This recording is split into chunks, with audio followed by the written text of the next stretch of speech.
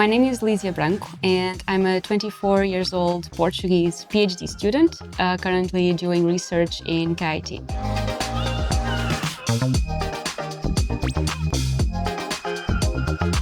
A mini brain, or we like to call them brain organoids, are very tiny structures. They are the size of a sesame seed, so they are very, very small, and they are lab-grown bundles of cells that resemble the developing brain, so these early stages of development. We use the brain organoids, or the mini brains, to model the development of the human brain during stages where the brain is not really accessible.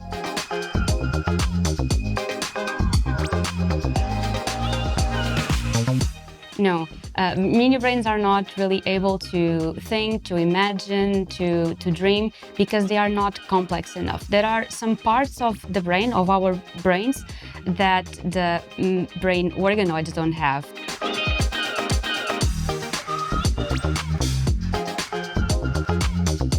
We get two different types of data, mostly.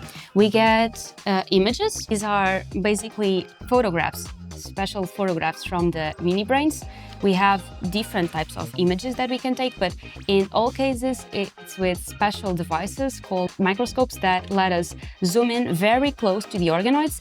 The other type of data looks like this, and these are actually instructions from the cells of the organoids.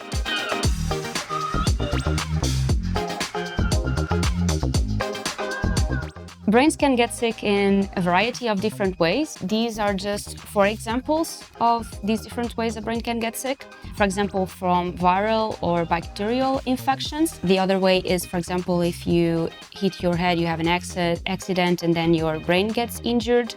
Another way is if you remember the sequencing data, the recipe of the cells. It might be that there are some subtle changes in the sequence that maybe will have a very high impact in the entire brain as a whole.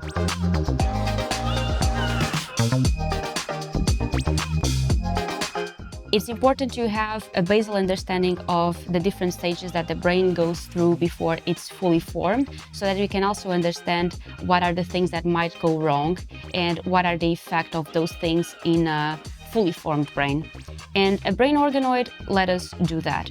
And on the other way, it also let us test different medicaments, different types of treatments before going to the patients.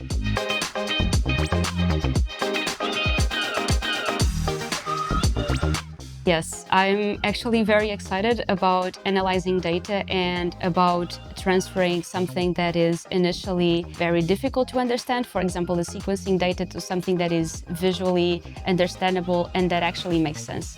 What really surprises me or excites me the most is really combining different types of data and starting to get some clues about what's exactly going on.